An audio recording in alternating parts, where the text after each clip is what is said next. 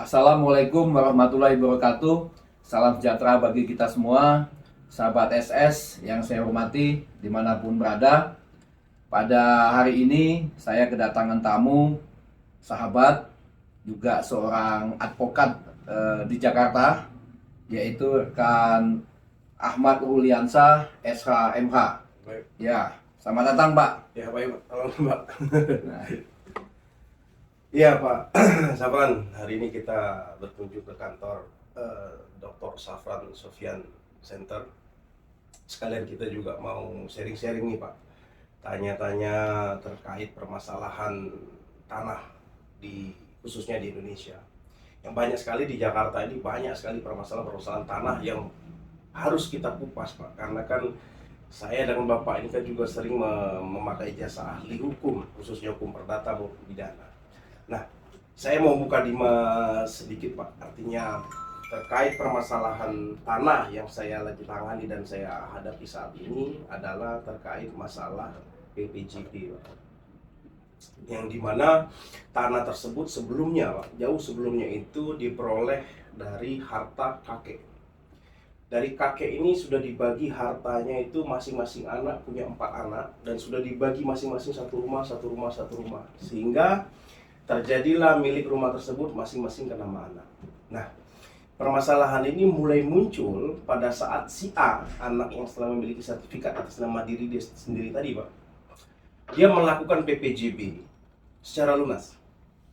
Dan kemudian pada waktu tertentu, orang tersebut meninggal.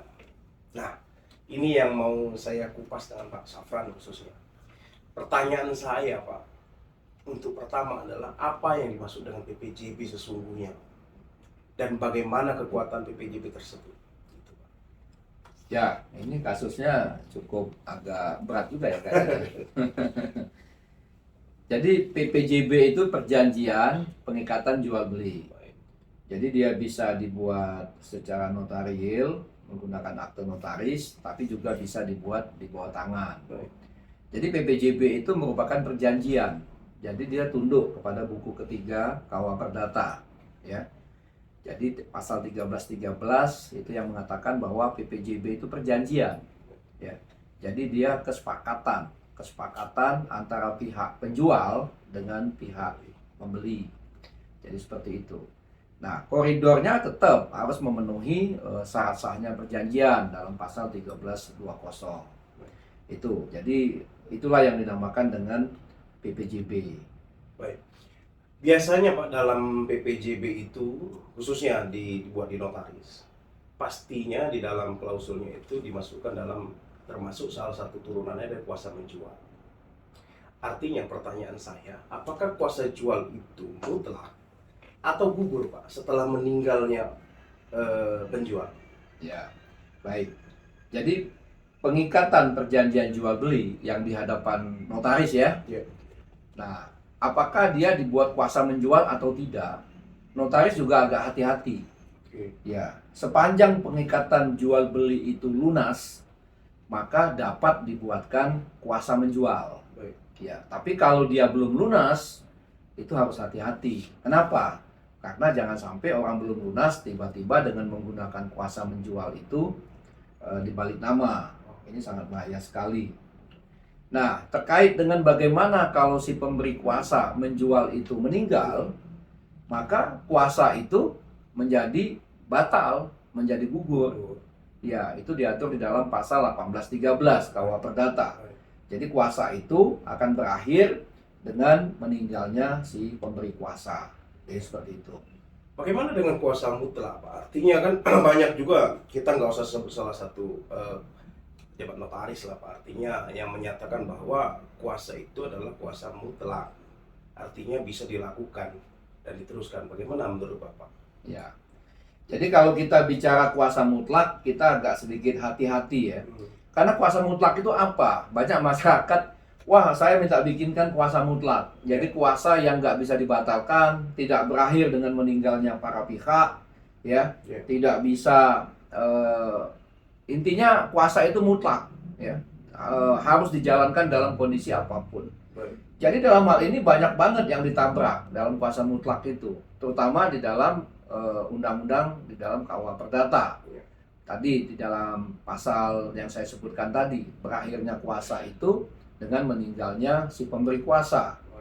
Nah, juga diatur di dalam kuasa mutlak ini, kenapa dilarang? Sudah diatur di dalam PP 39 ayat 1, PP nomor 20, maksud saya pasal 39 ayat 1, PP nomor 24 tahun 97. Nah, jadi kuasa mutlak ini penggunaannya itu bertentangan dengan kausa yang halal di dalam pasal 1320 syarat sahnya perjanjian.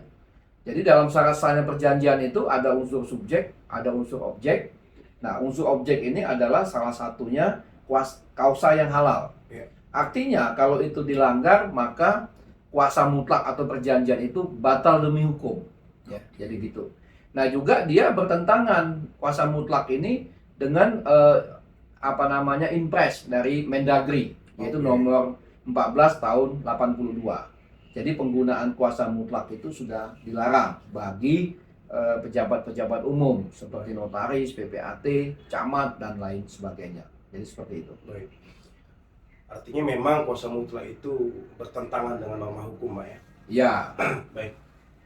Sekarang Pak, terkait permasalahan yang saya bicarakan tadi, bagaimana apabila sudah dilakukan PPJB lunas semasa para penjual dan pembeli itu masih hidup, kemudian dia bertransaksi, kemudian melakukan PPJB lunas, pada saat penjual meninggal, bagaimana terhadap nasib PPJB tersebut, Pak?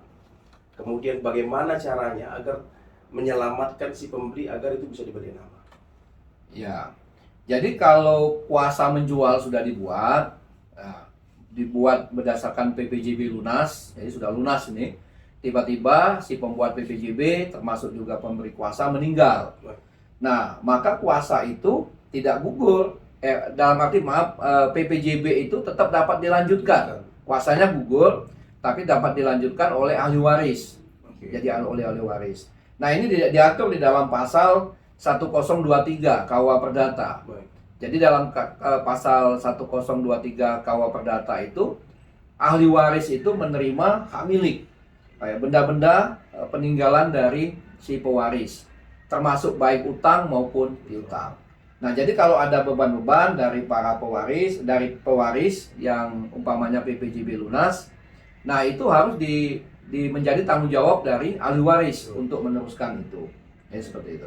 Artinya proses tadi Pak, serta-merta tidak langsung balik nama. Apakah dilakukan proses turun waris dulu ataukah bisa langsung dijual belikan? Ya, jadi prosesnya, jadi kalau pewaris dalam hal ini yang atas nama di sertifikat itu meninggal, itu prosesnya harus menggunakan turun waris dulu. Nah, turun waris itu pertama kita minta surat kematian dari ahli waris. Nah, sudah itu minta keterangan waris ya. Jadi siapa saja ahli warisnya. Nah, nanti pengantar ini dibawa ke kantor pertanahan setempat untuk proses turun waris. Jadi setelah nanti bayar pajak dan lain-lain, turun waris. Nah, setelah turun waris, nanti seluruh ahli waris itu menandatanganin akte ya untuk balik nama. Jadi akte AJB namanya, akte jual beli kepada siapa? Ya kepada pihak pembeli yang telah membayar lunas tadi. Jadi seperti itu. Artinya Pak, satu lagi, kalau misalkan terhadap ahli waris tadi ada anak yang masih di bawah umur, karena kan kita melihat dalam segi hukum pidana, hukum agama, perdata ini kan beda-beda Pak. Ya. Artinya usia yang dianggap dewasa tersebut. Ya. Nah, kalau dalam hal untuk jual beli ini Pak, Ya. dimaksud anak di bawah umur itu berapa dan bagaimana kalau masih ada anak di bawah umur terhadap AJB tersebut? Ya. Jadi kalau dijual beli, kita mengacu kepada pertama, kalau dia prosesnya itu proses akte notaris seperti PPJB tadi, kuasa menjual. Itu di dalam Undang-Undang Jabatan Notaris, usia dewasa itu apabila sudah mencapai 18 tahun. Ya. Nah, begitupun di dalam peraturan pemerintah terkait dengan PPAT. Jadi 18 tahun. Jadi 18 tahun itu dewasa atau dia sudah menikah. Nah, jadi sudah bisa melakukan. Nah, kalau dia di bawah 18 tahun atau dianggap belum dewasa, maka dianggap di dalam perjanjian itu tidak cakap. Nah, kalau tidak cakap, itu dapat diwakilkan oleh walinya. Baik. Nah, walinya ini nanti dibuatkan penetapan di pengadilan. Nanti pengadilan nanti yang menentukan apakah walinya itu ibunya atau saudaranya atau siapa. Jadi dialah yang nanti memberikan persetujuan tanda tangan di dalam akte jual beli tersebut. Wakilin anak tersebut, Pak. Ya, Oh, artinya sehingga proses tersebut dianggap memenuhi ya, syaratnya jual beli tersebut. betul. Baik. Nah, sekarang ada yang saya mau tanyakan sedikit, Pak. Sebetulnya sedikit melenceng. Terkait harta tadi kan diperoleh dari kakek. Pertanyaan saya, bagaimana terhadap penerus atau ahli waris, ataukah anak dari si pewaris, atau kakak beradik yang dulunya harta itu sudah dibagi masing-masing punya rumah? Menurut Bapak golongan ke-1 atau ke-1? Ya. Jadi kalau umpamanya yang meninggal katakanlah ayahnya, ya, ayah dari anak-anak, ya. Dan sertifikat itu pada waktu ayahnya masih hidup itu sudah atas nama ayahnya. Ya. Nah, kalau ayahnya meninggal, maka ahli warisnya siapa? Nah, ahli warisnya adalah golongan pertama. Ya, golongan pertama ini diatur di dalam pasal 852 KUH Perdata. Siapa golongan pertama? Golongan pertama adalah ayah atau ibu. Maksud ayah ibu ini bukan orang tua, suami istri. Ya, dan anak-anaknya. Nah, bagaimana kalau umpamanya ada golongan kedua? Seumpamanya golongan kedua itu siapa? Orang tua. Ya, bapak, ibu, dan saudara-saudara dari pewaris. Itu golongan kedua. Nah, sepanjang golongan pertama ini masih ada yang hidup, salah satu aja hidup, maka golongan kedua ini tertutup. Oke. Nah, itulah di dalam KUH Perdata itu diatur sedemikian rupa seperti itu. Baik, baik. Jadi begitu Pak, artinya memang banyak sekali permasalahan terkait PPJP ini Pak. Sekarang saya menyampingkan dari perkara yang kita bahas sebelumnya. Bagaimana kalau terkait PPJP Pak, yang sifatnya bertahap? Kalau orang itu sudah meninggal, kalau tadi kan sudah lunas, kalau ini bertahap, kalau bertahap bagaimana? Ya, artinya PPJB itu belum lunas kan? Ya. Jadi yang namanya PPJB itu suatu perjanjian, ya, perjanjian. Nah, perjanjian itu katakanlah si pembeli ini sudah membayar kepada penjual, namun belum lunas, ya. Jadi si penjual ini sudah mempunyai piutang, ya. Jadi dia sudah mempunyai hak, ya. Nah itu. Nah tiba-tiba meninggal ini si penjual ini. Bagaimana? Tetap itu nanti menjadi tanggung jawab dari ahli waris seperti yang diterangkan di dalam pasal 1023 KUH Perdata. Jadi baik utang, aktiva, ya. Nah, itu menjadi tanggung jawab ahli waris. Nah, bagaimana caranya? Caranya dibuatkan perjanjian yang baru, PPJB yang baru. Nah, sampai nanti PPJB yang belum lunas tadi dilunasi. Nah, setelah lunas prosesnya sama seperti tadi. Jadi bisa dilakukan turun waris, setelah turun waris baru diproses untuk balik nama. Baik, Seperti itu. baik. Sekarang ini Pak, dalam kasus permasalahan hukum yang terjadi ini memang diawali oleh PPJB. Padahal kalau kita merujuk pada prinsip jual beli, harusnya dibayar secara cash dan tunai, sehingga meminimalisir untuk terjadinya hal-hal yang tidak diinginkan di kemudian hari. Nah, menurut Bapak, sudut pandang Bapak, PPJB itu sebetulnya dianjurkan nggak sih Pak? Untuk apa sebetulnya PPJB itu maknanya? Ya. Jadi gini, Kenapa nggak tidak langsung AJB begitu maksud saya Pak? ya, biasanya begini, kalau di dalam jual beli itu memang itu sistem di dalam hukum agraria kita. Jadi kita menggunakan sistem hukum adat, ya, di dalam pasal 5 UPA. Yeah. Artinya tunai dan kontan, Yeah. ya, itu. Nah, jadi sebaiknya memang kalau semua persyaratan sudah lengkap, uangnya sudah lunas, ya sebaiknya langsung di AJB. Itu jauh lebih bagus. Ya.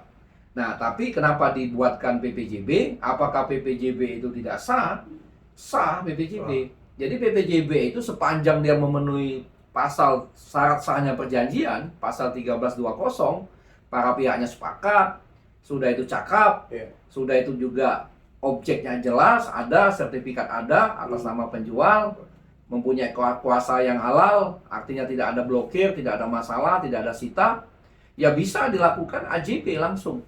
Right. Seperti itu. Nah, tapi kalau umpamanya ada syarat masih yang kurang umpamanya. Umpamanya dia udah lunas ini BPJB, tapi ada yang kurang. Apa yang kurang? Umpamanya pajak-pajaknya itu PBB-nya belum keluar nih, surat keterangan PBB-nya, SPPT PBB. Nah, itu syarat kurang. Atau umpamanya bisa juga ada para pihak yang masih ada kepengurusan terkait dengan sertifikat umpamanya. Katakanlah sertifikatnya sudah berakhir jangka waktunya, diperpanjang dan lain sebagainya. Nah, makanya dibuatkan perjanjian pengikatan jual beli. Dan itu sepanjang memenuhi pasal 1320 itu sah. Ya, seperti itu. Baik Pak Safran, terima kasih Ya. banyak atas saran-sarannya. Artinya sebetulnya terkait permasalahan hukum yang saya ceritakan Bapak, alhamdulillah sudah terjawab semua. Artinya proses Ya. yang saya jalani itu tidak bertentangan dengan norma-norma hukum. Ya. Sekali lagi saya ucapkan terima kasih Baik. atas ilmunya Pak. Baik. Semoga nanti di lain waktu saya juga dapat bersharing dengan perkara-perkara lain yang bisa Bapak bantu jelaskan. Ya. Ya, terima kasih Pak Ruli ya atas pertanyaan-pertanyaan, kunjungan ke sini. Baik. Ya, saya juga sangat senang ya. Jadi bagi masyarakat, termasuk juga advokat, penegak hukum, sebab di sini juga banyak yang datang ya dari pihak penegak hukum yang lain, dari kepolisian ya, memberikan keterangan ahli. Kita sangat senang ya memberikan hal yang bermanfaat bagi masyarakat. Nah, termasuk juga di dalam dialog ini nanti kalau ada pertanyaan-pertanyaan yang lebih detail atau yang belum jelas bagi masyarakat ya, semuanya itu bisa ditanyakan ya. Insya Allah nanti akan kita jawab. Mudah-mudahan acara ini bermanfaat. Jadi bagi masyarakat, sahabat SS semua, ini bisa di-share ya. Semoga lebih bermanfaat lagi. Jadi yang belum subscribe, coba di-subscribe karena subscribe itu gratis ya. Supaya kita lebih semangat lagi di dalam membuatkan pencerahan ataupun juga suatu informasi yang bermanfaat bagi masyarakat. Begitu Mas Ruli ya. Terima kasih ya. Terima kasih Mas banyak Kurnia. Pak. Sampai ketemu. Oke, makasih. Ya, assalamualaikum warahmatullahi wabarakatuh.